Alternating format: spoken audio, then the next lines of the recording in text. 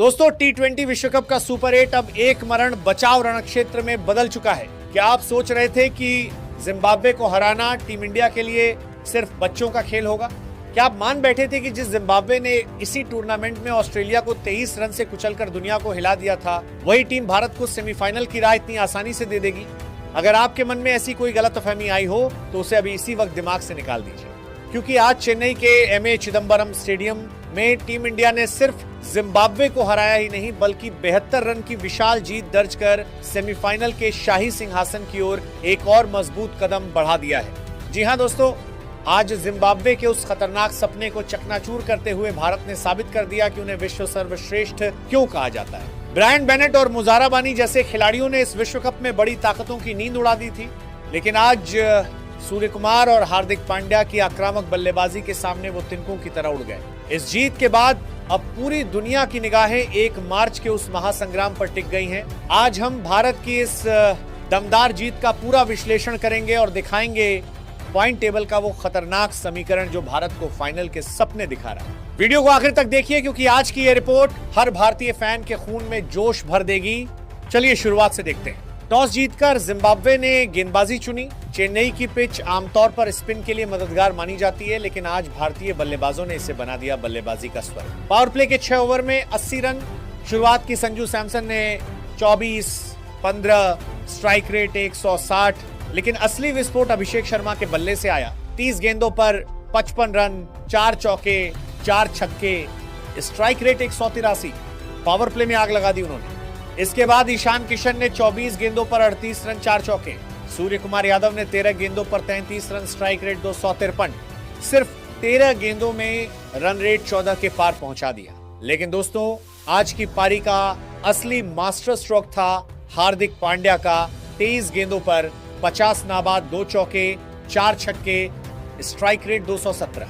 अंत में तिलक वर्मा ने 16 गेंदों पर 44 नाबाद, 3 चौके, 4 छक्के, स्ट्राइक रेट 275।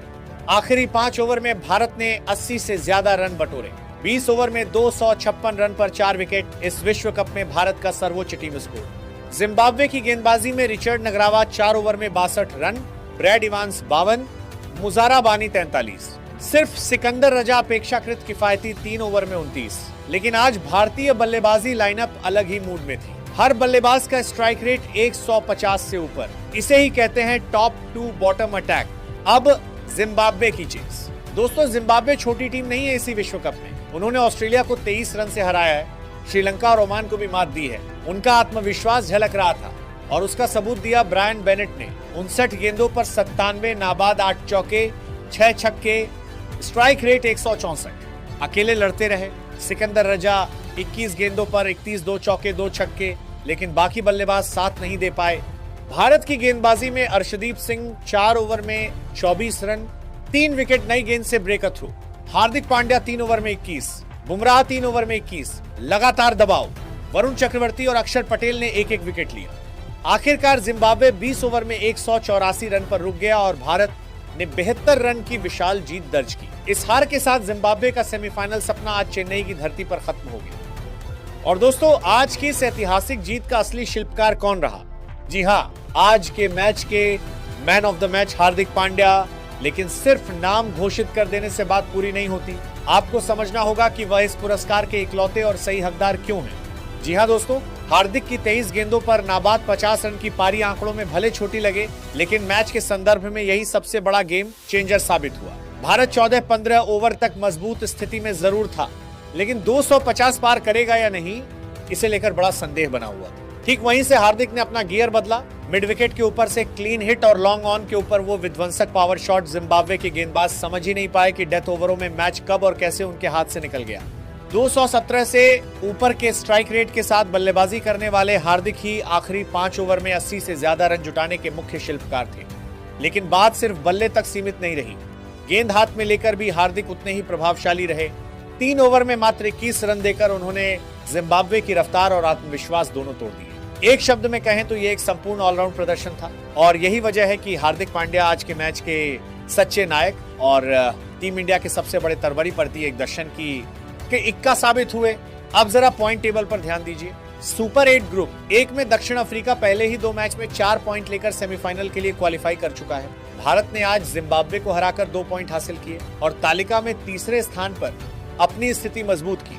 जिम्बाब्वे इस हार के बाद 0 पॉइंट के साथ टूर्नामेंट से आधिकारिक रूप से बाहर हो गया। अब भारत के सामने समीकरण बिल्कुल साफ है।